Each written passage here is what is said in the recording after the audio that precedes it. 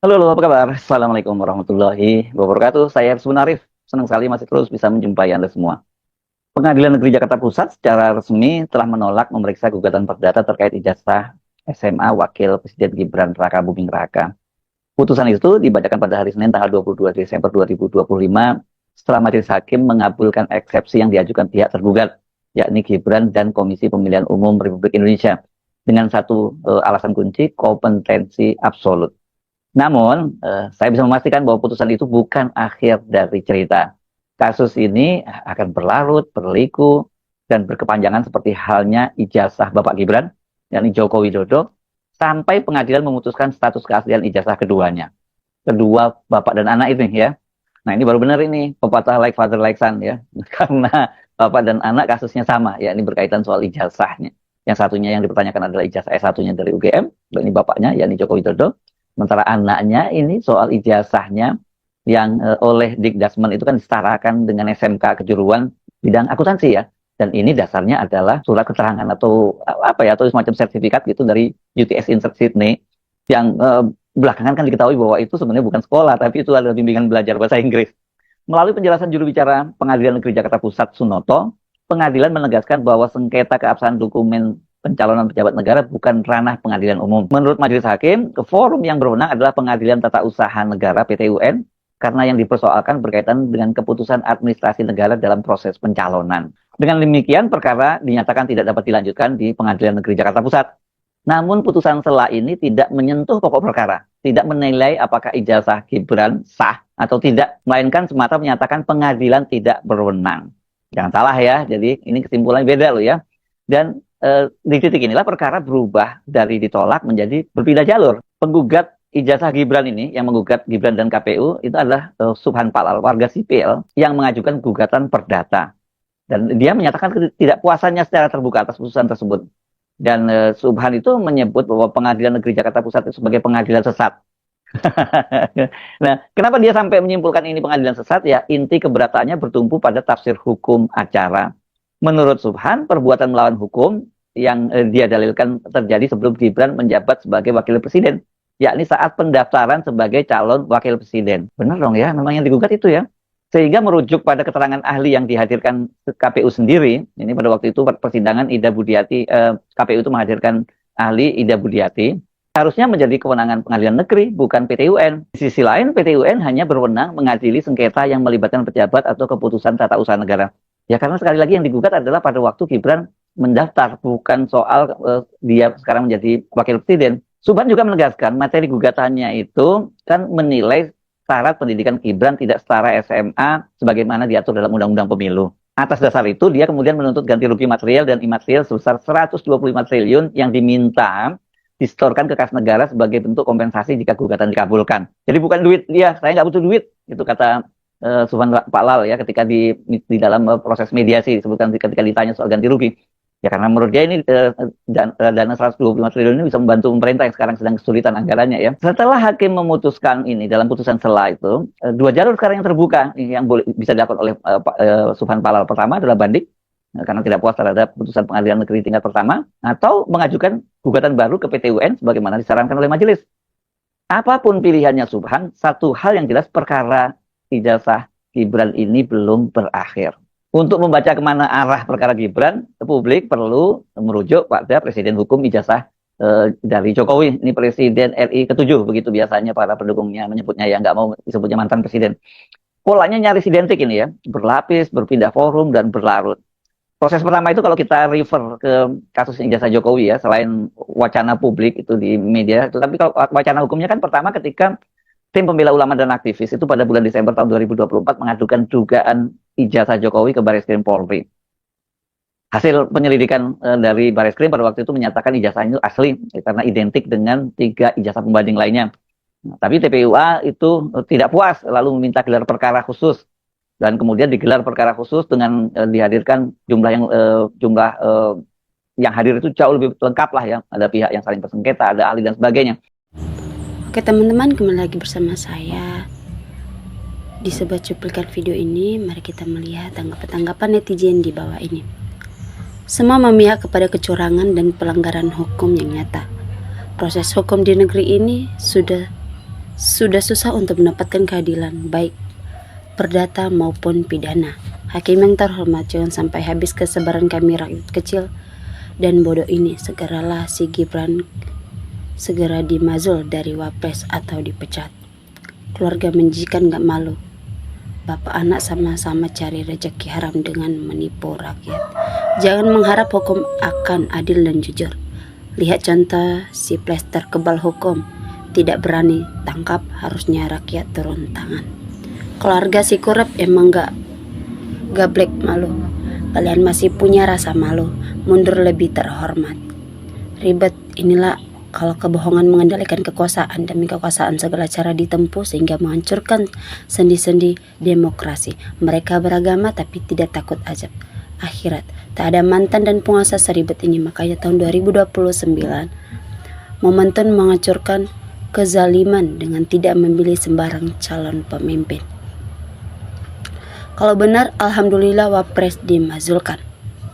Kalau hakim dan Polri tidak direformasi total, maka hukum di negara kita akan diacak-acak oleh mereka, sehingga bisa diartikan kasih uang habis. Perkara ini yang terjadi pada Polri dan hakim sekarang ini.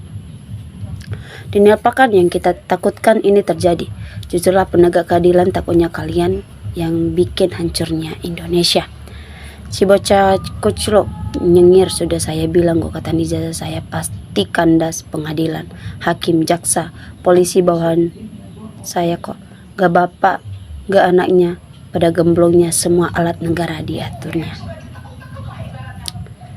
Ijazah itu seharusnya asli, ontetik, dan natural.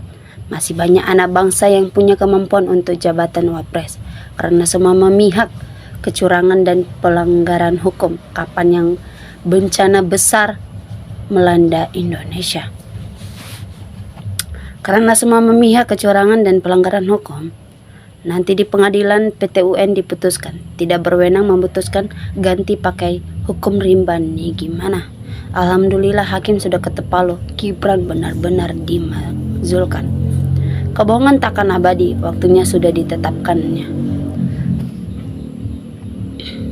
Dasar hukumnya adalah kuhab, karena uang habis perkara. Keadilan tidak harus di meja hijau. Dimanapun bisa tegakkan keadilan, di meja hijau tidak ada keadilan. Ayo semua tokoh-tokoh aparat negara segera lakukan pemazulan Gibran Wapres Bapak Prabowo. Hakim cari aman dengan kalimat hakim tidak berwenang mengadili. Para hakim-hakim lebih takut kepada orang, tapi tidak takut akhirat. Hukum negeri ini sudah dikendalikan Jokowi. Jangan menyerah, Bung Rustam, Palau, maju terus, kami berada di belakang. Ini hoax, bukan kan? Kalau beneran, alhamdulillah akhirnya Gibran nanti bisa dimazulkan. Ya mungkin hakimnya takut dosa, biaya Allah tak kalah nanti menghakimi. Semua lembaga tinggi dan tertinggi negara pasti bernyali memproses tentang ijazah anaknya dan bapak yang bernama Jokowi dan Gibran, karena para anggota dan pimpinan lembaga tinggi dan tertinggi negara tidak ingat dengan sumpah jabatannya dan tidak takut kepada Tuhan segala kematiannya. Jangan sampai masyarakat habis kesabaran, tidak ada keadilan sehingga menimbulkan kemarahan terjadi seperti di Nepal, masalah lebih gaduh lagi. Oke, jadilah pembelajaran untuk penjabat. Jangan mentang punya kekuasaan anaknya jadi penjabat pula tanpa ijazah yang jelas. Baru sekarang KKN tercium dan korupsi diberantas.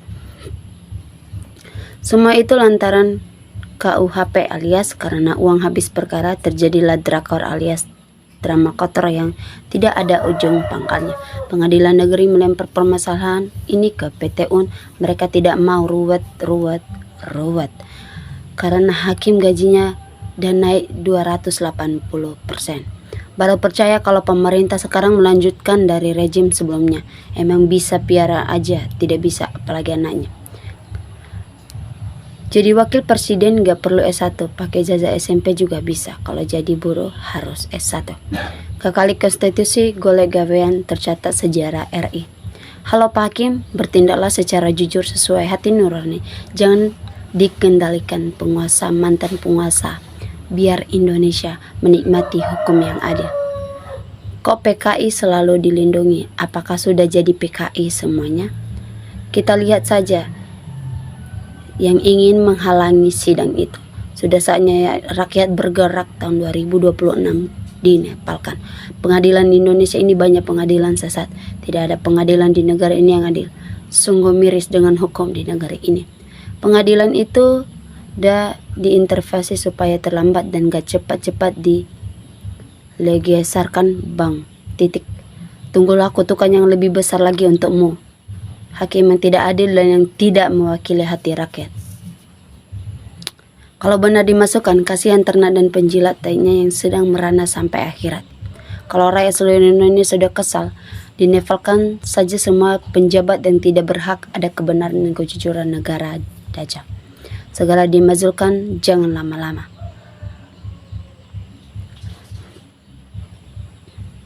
Memang negeri apa ini ya? Aparat penegak hukum tidak lagi berperan sebagai penegak hukum, tapi sebagai alat penguasa, padahal mereka semua itu digaji oleh rakyat. Jelas berarti mereka semua adalah pengkhianat rakyat. Sepertinya hanya pengadilan rakyatlah solusinya. Hukum nggak tegas, kenapa mesti takut? Kalau syaratnya nggak ada, nggak jelas, ya di stop dulu wapresnya. Tunggu hasil sidang. Tegakkanlah kebenaran dan kejujuran, surgalah tempatmu. Pak Prabowo Subianto, tegakkan hukum secara benar dan berkeadilan untuk kepentingan dan kesejahteraan seluruh rakyat Indonesia. Kebanyakan kalau Bapak ngajarin pokok aneka yang turun. 98% rakyat mendukung bila semua penjahat publik harus dihukum bila menggunakan ijazah palsu.